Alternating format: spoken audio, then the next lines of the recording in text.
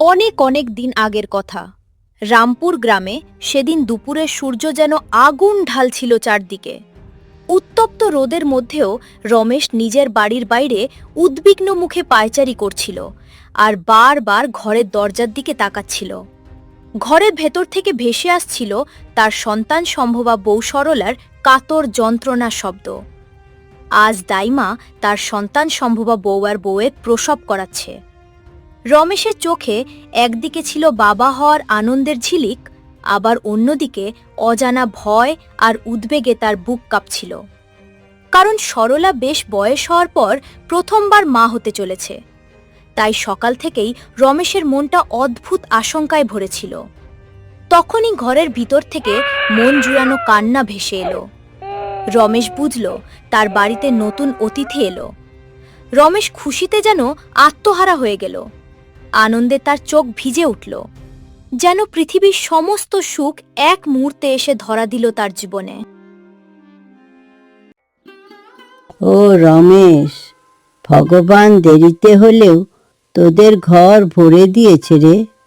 একটা ফুটফুটে ছেলে হয়েছে তোর। ছেলেটা একেবারে রাজপুত্রের মতো দেখতে হয়েছে।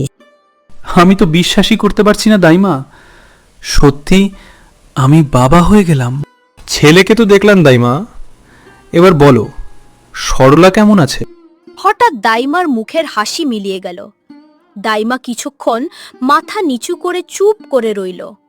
তারপর ধীরে ধীরে ধরা গলায় বলল, রমেশ, আমি অনেক চেষ্টা করেছি বাবা, কিন্তু ভগবানের ইচ্ছের কাছে হার মানতে হলো।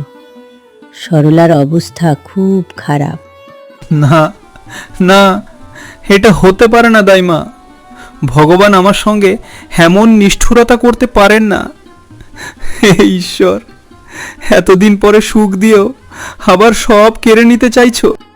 আমি চেয়েছিলাম মা ছেলে দুজনকেই সুস্থ রাখতে, কিন্তু পারলাম না রমেশ। যা বাবা, তোর বউয়ের কাছে যা। মেয়েটা এখন মৃত্যুশয্যায়, তার হাতে সময় খুব কম। যা, শেষবারের মতো দেখা করে আয়। রমেশ এসে সরলার মাথার পাশে বসে পড়ল। সরলার চোখের সামনে যেন সবকিছু ঝাপসা হয়ে আসছিল। রমেশের বুকটা মোচড় দিয়ে উঠছিল। সরলা শুয়ে আছে নিস্তেজ হয়ে, তবুও তার চোখে মুখে মায়া আর ভালোবাসা ভরা।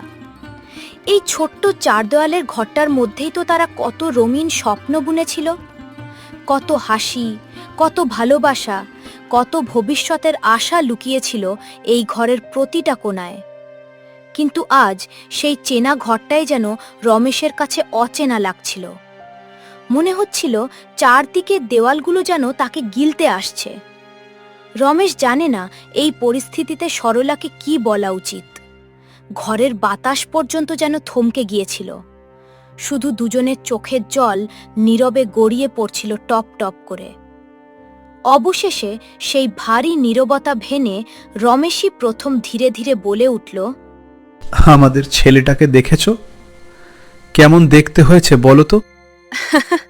আমার তো মনে হচ্ছে আমাদের ছেলে পুরো তোমার চেহারাটাই পেয়েছে। না না, আমার তো দেখে মনে হলো ও তোমার মতোই দেখতে হয়েছে। শোনো, আমি চলে যাওয়ার পর আমাদের সন্তানের দায়িত্ব কিন্তু তোমার। ওকে অনেক ভালোবাসা দিয়ে মানুষ করো। শুধু একটা কথাই ভেবে আমার খুব কষ্ট হচ্ছে, আমি না থাকলে তোমার খেয়াল কে রাখবে? তখন কিন্তু তুমি নিজের খেয়াল রেখো, সময় মতো খাওয়া দাওয়া করো, খালি পেটে একদম পরিশ্রম করতে যেও না।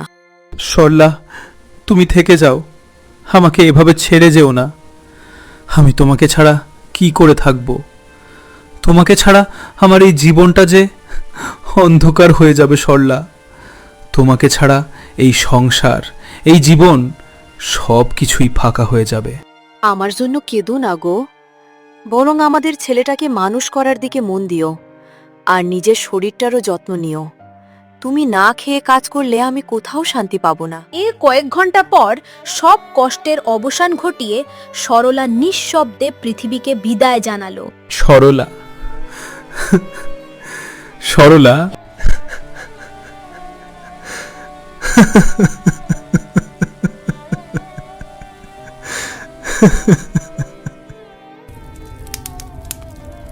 সেদিন গ্রামের শ্মশানের বাতাস ভারী হয়ে উঠেছিল কান্না আর শোকের আবহে। সেখানেই সরলার শেষকৃত্য সম্পন্ন হল। জ্বলন্ত চিতার আগুনে ধীরে ধীরে পঞ্চভূতে বিলীন হয়ে গেল সরলার দেহ। অশ্রু সজল চোখে রমেশ নিজের হাতে সরলাকে শেষ বিদায় জানালো গ্রামের শ্মশানে। রমেশ সরলাকে দেওয়া নিজের কথা রেখেছিল। সরলাকে হারানোর পর রমেশ আর বিয়ে করেনি। সরলা চলে যাওয়ার পর রমেশের জীবনের একমাত্র ভরসা হয়ে উঠল ছোট্ট বিধু। নিজের সব সুখ স্বাচ্ছন্দ্য বিসর্জন দিয়ে দিন-রাত অক্লান্ত পরিশ্রম করে সে তার ছেলে বিধুকে বাবা আর মা দুজনের ভালোবাসা দিয়েই বড় করে তুলতে লাগল। ভোরবেলা উঠে রান্না করা থেকে শুরু করে ছেলেকে স্কুলে পাঠানো সব কাজ সে নিজেই সামলাত। অনেক কষ্টের মধ্যেও সে বিধুর পড়াশোনার কোনো কমতি হতে দেয়নি, কারণ সে চেয়েছিল তার ছেলে একদিন বড় মানুষ হোক। বিধুও বাবার কষ্ট বুঝত, তাই মন দিয়ে পড়াশোনা করত আর সব সময় বাবার মুখে হাসি ফোটানোর চেষ্টা করত। আমি স্কুলে যাচ্ছি বাবা, টাটা। তুমি কিন্তু ঠিকমতো খেয়ে নিও, টাটা বাবা। টাটা সোনা, সাবধানে যাস। সরলা, আমাদের ছেলে আজ কত বড় হয়ে গেছে। তোমার ছেলে বিধু লেখাপড়ায় ভীষণ ভালো হয়েছে। আমি তোমাকে দেওয়া কথা রাখার চেষ্টা করে যাচ্ছি। মায়ের অভাব যেন কোনোদিনও অনুভব না করে সেই চেষ্টাই করি সব সময়। তুমি চলে যাওয়ার পর বিধুর মুখের হাসিই ছিল আমার বেঁচে থাকার একমাত্র শক্তি। তুমি ওকে আশীর্বাদ করো সরলা, ও যেন সত্যি মানুষের মতো মানুষ হয়। তুমি না থাকলেও আমি প্রতিদিন তোমার উপস্থিতি অনুভব করি সরলা। বিধুকে মানুষ করাই এখন আমার জীবনের একমাত্র লক্ষ্য। যেখানেই থাকো তুমি ভালো থেকো সরলা। রমেশ আর বিধু তখনও বুঝতে পারেনি সুখের দিনগুলো ধীরে ধীরে ফুরিয়ে আসছে। ভাগ্য যেন নিঃশব্দে তাদের জন্য এক ভয়ঙ্কর পরিণতি লিখে রাখছিল।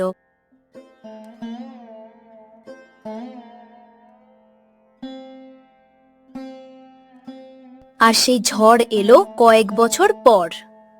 জীবন যখন সবচেয়ে সুন্দর মনে হচ্ছিল, ঠিক তখনই অদৃষ্ট তাদের জন্য অন্য খেলা সাজিয়ে রেখেছিল। একটি ঘটনা যা বিধুর জীবনের মোড় চিরদিনের জন্য ঘুরিয়ে দিল। সেদিন বিধুর স্কুল ছুটি ছিল।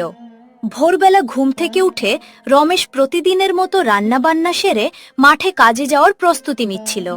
বিছানার এক কোণে বসে তখনও আধো ঘুমে চোখ মেলছিল বিধু।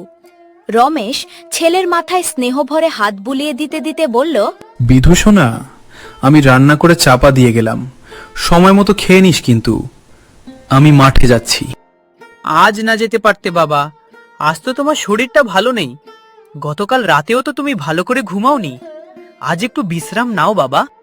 কষ্ট তো করতেই হবে বাবা, তুই বড় মানুষ হবি, এটাই তো এখন আমার সবচেয়ে বড় স্বপ্ন। বাবা, তুমি সারাদিন কাজ করবে, খাবার সঙ্গে নিয়েছো তো? হ্যাঁ নিয়েছি। আমি যাচ্ছি সোনা, দরজা ভালো করে বন্ধ করে থাকিস আর সময় মতো খেয়ে নিস।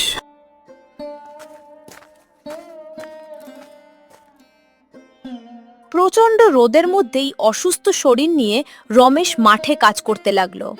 মাথার উপর আগুন ঝরানো সূর্য আর চারদিকে উত্তপ্ত বাতাস, সব মিলিয়ে তার শরীর যেন ধীরে ধীরে ভেঙে পড়ছিল। তবুও ছেলের ভবিষ্যতের কথা ভেবে সে কাজ থামায়নি। কিন্তু কয়েক ঘন্টা পর হঠাৎই তার মাথা ঘুরতে শুরু করল। শরীরটা কাঁপছিল, বুক ধরফর করছিল। রমেশ বুঝতে পারল আর এক মুহূর্তও কাজ করা তার পক্ষে সম্ভব নয়। তাই কোনো রকমে টলতে টলতে সে বাড়ির পথ ধরল। বাড়ি ফেরার পথে রমেশের শরীর আরও খারাপ হতে লাগল।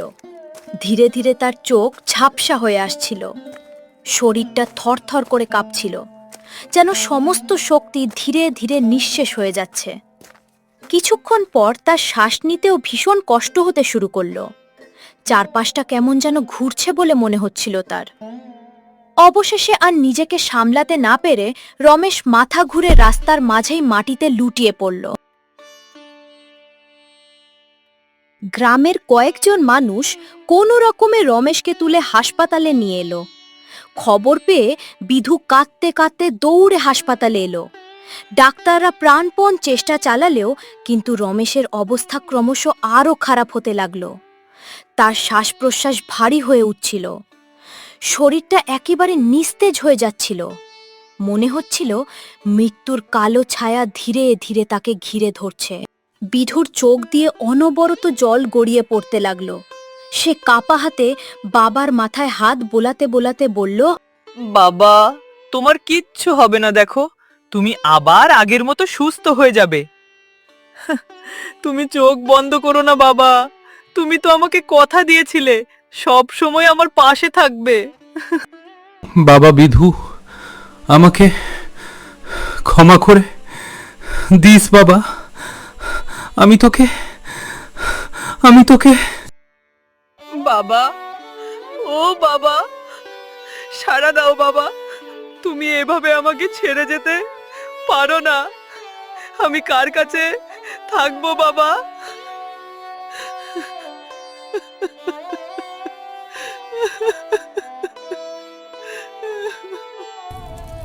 বিধুর চোখের জল আর গ্রামের মানুষের মিথ্যে শোকের মধ্যে জ্বলন্ত চিতার আগুনে ধীরে ধীরে পঞ্চভূতে বিলীন হয়ে গেল রমেশের দেহ। গ্রামের শ্মশান আবারও সাক্ষী রইল এক হৃদয় বিদারক বিদায়ের। সদ্য বাবাকে হারানো ছোট্ট বিধুর কাছে পৃথিবীটা যেন এক মুহূর্তে অন্ধকার হয়ে গেল। যে মানুষটা ছিল তার একমাত্র আশ্রয়, একমাত্র আপনজন, সেই আজ চিরদিনের জন্য হারিয়ে গেছে। প্রথম দিকে পাড়া প্রতিবেশীরা তাকে খুব সাহায্য করল। কেউ খাবার এনে দিত, কেউ এসে তার খোঁজ নিত। প্রথম কয়েকদিন গ্রামের মানুষ সহানুভূতি দেখালেও ধীরে ধীরে সেই খোঁজখবর কমতে শুরু করল। সময়ের সঙ্গে সঙ্গে সবাই আবার নিজেদের জীবনে ব্যস্ত হয়ে পড়ল। বিধু একদিন প্রতিবেশীদের বাড়ি বাড়ি ঘুরতে লাগলো খাবারের আশায়। তার চোখে ছিল অসহায় আবেদন আর কণ্ঠে ছিল ক্ষুধার কষ্ট। কিন্তু কেউ তাকে সাহায্য করতে এগিয়ে এলো না। কেউ দরজা বন্ধ করে দিল, আবার কেউ বিরক্ত হয়ে তাকে ফিরিয়ে দিল। ক্ষুধার্ত ছোট্ট ছেলেটার দিকে তাকিয়েও কারো মন গলল না। জীবনের কঠিন বাস্তবতা খুব দ্রুতই বিধুকে শিক্ষা দিল। কিছুক্ষণের মধ্যেই অভিজ্ঞতার ভারে বিধুর বয়স যেন অনেকটাই বেড়ে গেল। অল্প বয়সেই সে সমাজের আসল মুখটা চিনে ফেলল। যে সমাজ একসময় তার বাবার সঙ্গে হাসি মুখে কথা বলতো, আজ সেই সমাজই তার অসহায়ত্ব দেখে মুখ ফিরিয়ে নিয়েছে। বিধু বুঝতে পারল এই পৃথিবীতে মা বাবার ভালোবাসার মতো আশ্রয় আর কিছুই নেই। খিদেতে আর থাকতে পারছি না। আমি সবার কাছে গেলাম, কিন্তু কেউ আমাকে একটু খাবারও দিল না। সবাই দরজা বন্ধ করে দিলে ভগবানের দরজা তো সবার জন্য খোলা। ভগবান নিশ্চয়ই আমাকে ফিরিয়ে দেবেন না। আমি ভগবানের মন্দিরে যাই, সেখানে হয়তো কিছু খাবার পাবো।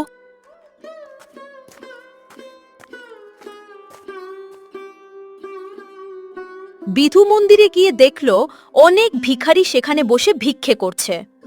কেউ হাত পেতে মানুষের কাছে সাহায্য চাইছে, আবার কেউ প্রসাদের আশায় মন্দিরের সিঁড়িতে চুপচাপ বসে আছে।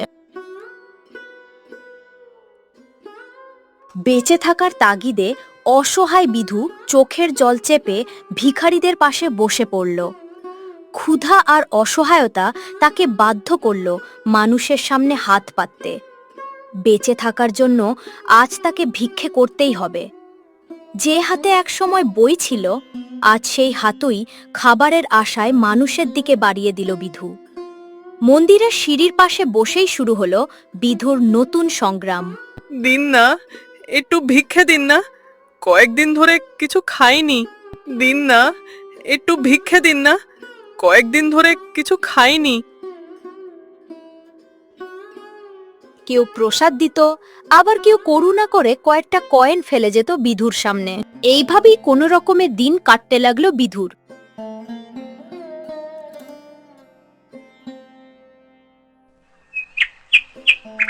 সময় কারো জন্য থেমে থাকে না। কষ্ট আর সংগ্রামের মধ্যেই দেখতে দেখতে কয়েকটা বছর পেরিয়ে গেল। সময়ের সঙ্গে সঙ্গে কিশোর বিধু এখন যুবক হয়ে উঠেছে। তার চোখে আজও লুকিয়ে আছে শৈশবের সেই কষ্টের ছাপ। একদিন বিকেলে মন্দিরের পুরোহিত বিধুর সামনে এসে দাঁড়ালেন। তারপর শান্ত গলায় বললেন, দেখো বিধু, তুমি কিশোর বয়স থেকে এই মন্দিরে ভিক্ষে করে আসছো, কিন্তু এখন তুমি আর ছোট নও, তুমি যুবক হয়েছ। এখন তোমার পরিশ্রম করে কাজ করার বয়স হয়েছে। ভিক্ষে করে জীবন কাটানো ঠিক নয়। ভগবান তোমাকে সুস্থ শরীর দিয়েছেন, কাজ করার শক্তি দিয়েছেন। তুমি পরিশ্রম করলে নিশ্চয়ই জীবনে কিছু করতে পারবে। এবার ভিক্ষে ছেড়ে কাজ খুঁজে নেওয়ার সময় এসেছে। আমি তোমার ভালো চাই বলেই বলছি বিধু, আগামীকাল থেকে এই মন্দিরে আর ভিক্ষে করতে পারবে না তুমি। তোমাকে নিষেধ করছি এই মন্দিরে ভিক্ষে করতে।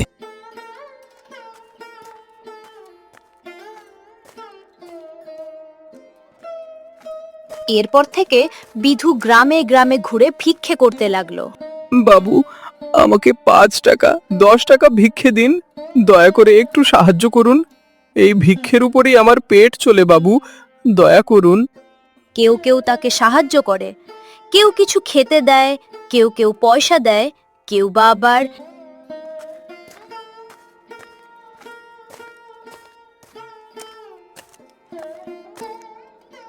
বাবু, আমাকে 5 টাকা 10 টাকা ভিক্ষে দিন, দয়া করে একটু সাহায্য করুন।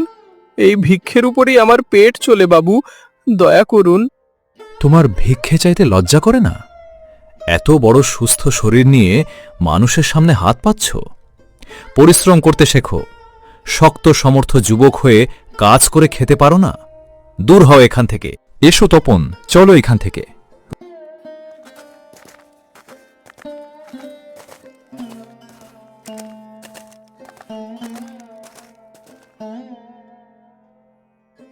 বিধুর ভিক্ষে করা নিয়ে ধীরে ধীরে গ্রামের লোকজনের মধ্যে অসন্তোষ বাড়তে লাগলো।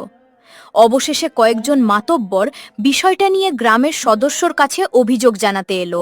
বিধুর মতো একজন শক্ত সমর্থ যুবক যদি গ্রামে এভাবে ভিক্ষে করে বেড়ায়, তাহলে গ্রামের মানসম্মান কি থাকবে বলুন তো? এর একটা বিহিত আপনাকে করতেই হবে। ওকে, এভাবে ভিক্ষে করতে দিলে গ্রামের পরিবেশটাই নষ্ট হয়ে যাবে। হ্যাঁ, ঠিক তাই। বিধুর ভিক্ষে করা দেখে আমাদের সন্তানরা কি শিখবে বলুন তো? ওকে কাজ করতে বলুন, না হলে গ্রামের বাইরে পাঠানোর ব্যবস্থা করুন। এভাবে ভিক্ষে করে বেড়ানো কোনোভাবেই ঠিক নয়। এই, কে আছিস? যা, বিধুকে ডেকে নিয়ে আয় আমার সামনে। পেন্নাম কর্তামশাই, ডেকেছিলেন আমায়? দেখো বিধু, তোমার জন্য এই গ্রামের বদনাম হচ্ছে। তুমি একজন শক্ত সামর্থ্য যুবক হয়ে গ্রামে ভিক্ষে করে বেড়াচ্ছ। এভাবে আর চলতে পারে না।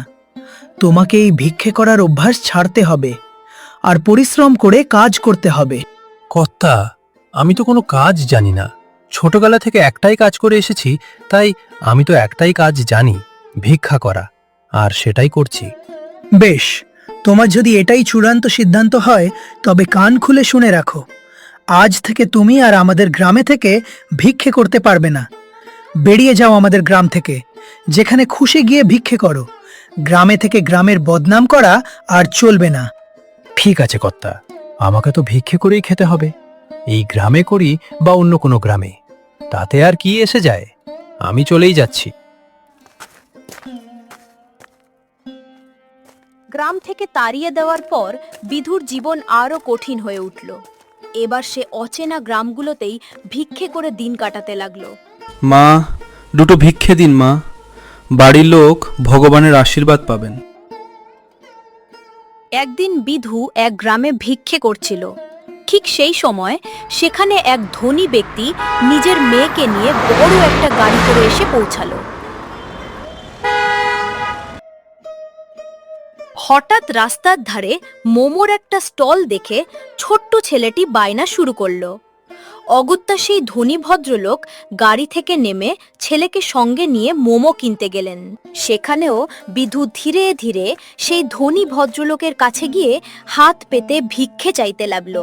বাবু, দয়া করে একটু সাহায্য করুন। ভগবানের নামে কিছু দান করুন বাবু।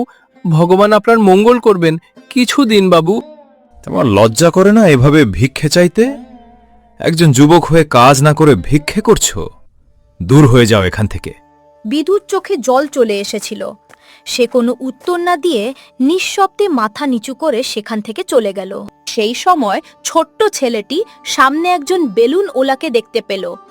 রঙিন বেলুনগুলো দেখে সে আনন্দে কোনো দিকে না তাকিয়ে দৌড়ে রাস্তা পার হতে গেল।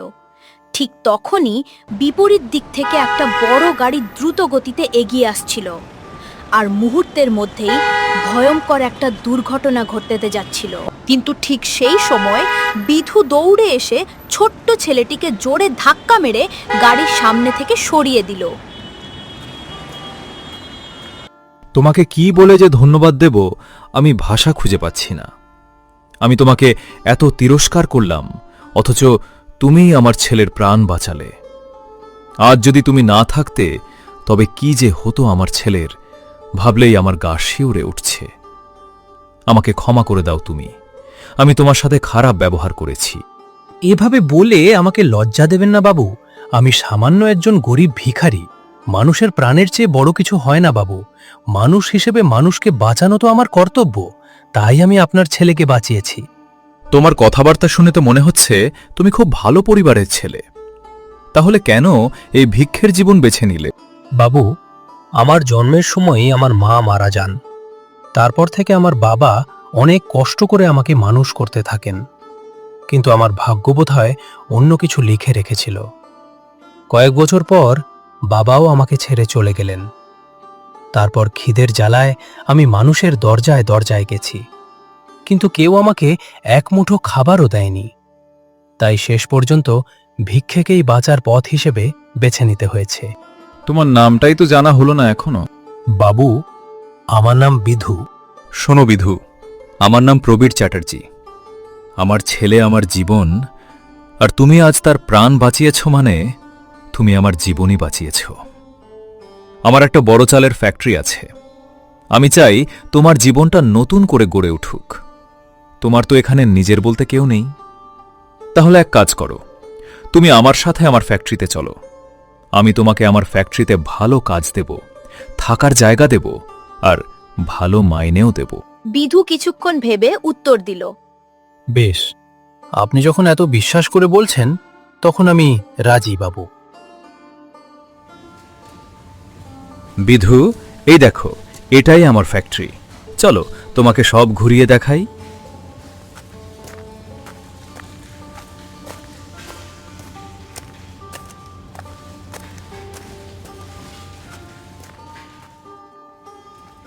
দেখো বিধু, সব মজুররা কিভাবে কাজ করছে দেখছো তো?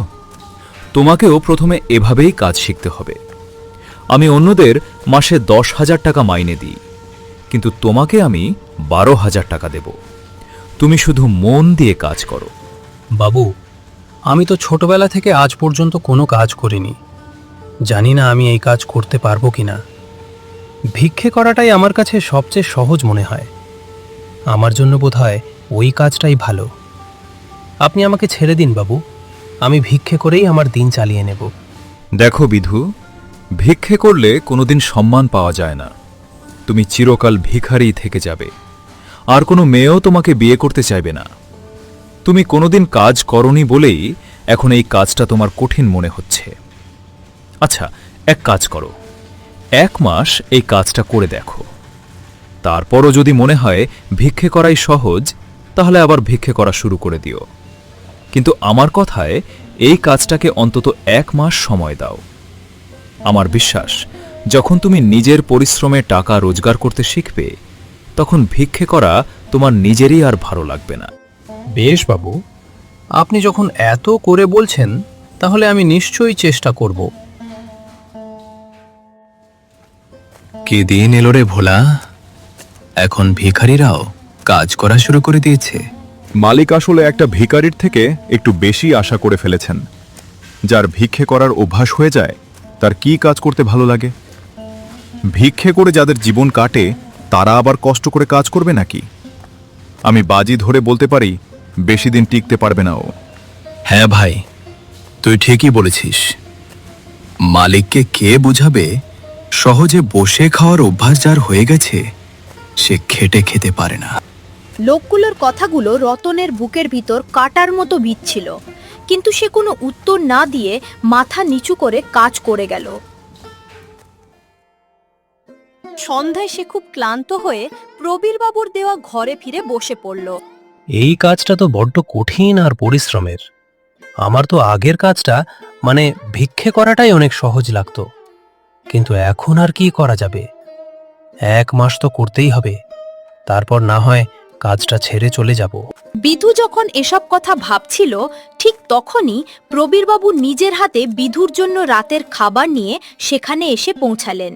বলো সিধু, আজ কাজ করে তোমার কেমন লাগলো? আমি তো খুব ক্লান্ত হয়ে গেছি বাবু, এটা খুব খাটুনির কাজ।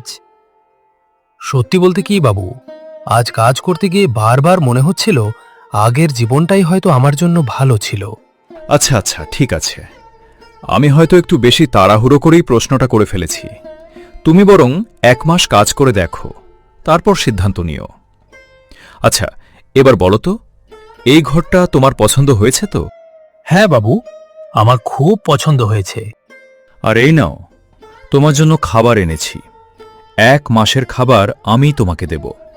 তারপর যখন মাইনে পাবে তখন নিজের টাকায় রেশন কিনে রান্না করে খেও। খাবার দেখে বিধুর চোখে জল চলে এলো। সে মনে মনে ভাবতে লাগলো, এই খাবারের জন্যই তো আমি ভিখারি হয়েছিলাম।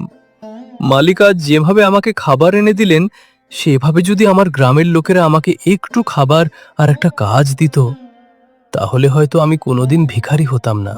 কি ভাবছো বিধু? কিছু না বাবু, ভাবছিলাম আপনার মতো ভালো মানুষের সঙ্গে যদি আমার আগে পরিচয় হতো, তাহলে হয়তো আমার জীবনটা অন্যরকম হতো। তুমি শুধু মন দিয়ে কাজ শেখো বিধু, বাকি সব ধীরে ধীরে ঠিক হয়ে যাবে। আজ এই ফ্যাক্টরিতে বিধুর 1 মাস পূর্ণ হলো।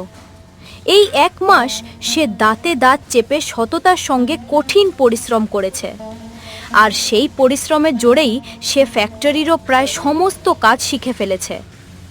যে কাজকে একসময় সে ভয় পেত, আজ সেই কাজকেই সে ভালোবাসতে শিখেছে। এই নাও বিধু, তোমার 1 মাসের পুরো মাইনে। কথা অনুযায়ী আজ তুমি ঠিক করতে পারো তুমি কি ফ্যাক্টরিতে কাজ করবে নাকি আবার ভিক্ষে করতে যাবে। বলো, কি করবে? বাবু, আমাকে আর লজ্জিত করবেন না। এখন আমি বুঝতে পেরেছি ভিক্ষে করা ভালো জিনিস নয়। কাজ করার মধ্যে যে আনন্দ আর আত্মসম্মান আছে তা ভিক্ষে করে কোনোদিন পাওয়া যায় না। আমি আপনার কাছেই কাজ করব বাবু। বিধু, আমি লক্ষ্য করেছি খুব কম সময়ের মধ্যেই তুমি ফ্যাক্টরির সব কাজ খুব ভালোভাবে শিখে গেছো। তুমি যেমন সৎ তেমনি কর্মঠ আর বুদ্ধিমানও। তাই আমার মনে হয় না তোমার আর সাধারণ মজুর হিসেবে কাজ করা উচিত। আজ থেকে তুমি এই সব মজুরদের সুপারভাইজার হিসেবে কাজ করবে। সত্যি বাবু, আপনাকে কি বলে যে ধন্যবাদ দেব আমি ভাষা খুঁজে পাচ্ছি না। বেশ, আমি তাহলে এখন চলি। তুমি সবকিছু ভালো করে দেখাশোনা করো। কোনো সমস্যা হলে আমাকে জানাবে। আর হ্যাঁ, কাজের ব্যাপারে যেন কোনো গাফিলতি না হয়। ঠিক আছে বাবু, আপনি নিশ্চিন্ত থাকুন।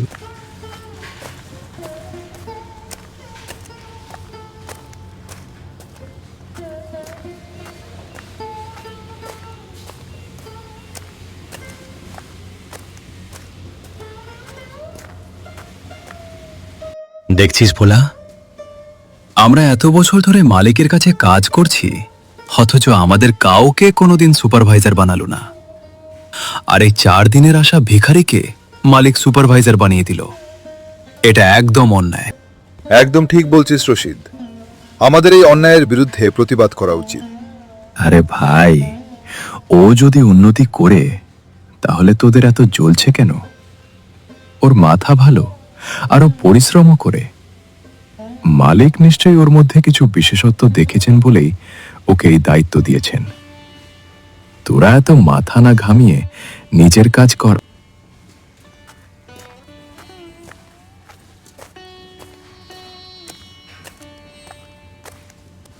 আমি কোনোদিন ওই ভিখারির অধীনে কাজ করব না। যেভাবেই হোক ওকে এই জায়গা থেকে সরাতেই হবে। রশিদ, তোর কথা ঠিক, কিন্তু আমরা আর কি করতে পারি? অর্ধেক মজুর তো এখন ওর পক্ষেই আছে। কেন পারবো না? এক কাজ করি, ওর নামে চুরির অপবাদ ছড়িয়ে দিই। একবার মালিকের চোখে ওর সম্মান নষ্ট হয়ে গেলে তখন আর কেউ ওকে বিশ্বাস করবে না। আমার মাথায় একটা প্ল্যান এসেছে, শোনো। পরের দিন সুযোগ বুঝে রশিদ ফ্যাক্টরির আলমারির চাবি চুরি করে আলমারি থেকে কিছু টাকা বের করে নেয়। সেই দিনই বিধু যখন ফ্যাক্টরিতে, তখন রশিদ লুকিয়ে রতনের ঘরে গিয়ে বালিশের নিচে টাকাগুলো রেখে আসে। বিধুর ঘরে টাকাগুলো লুকিয়ে রেখে রশিদ দ্রুত ভোলাকে সঙ্গে নিয়ে মালিক প্রবীর বাবুর কাছে গেল। মালিক, আপনাকে কিছু বলার ছিল। হ্যাঁ বলো, কি ব্যাপার? আপনি বিধুকে বড্ড বেশি বিশ্বাস করেন, কিন্তু আসলে বিধু একটা চোর।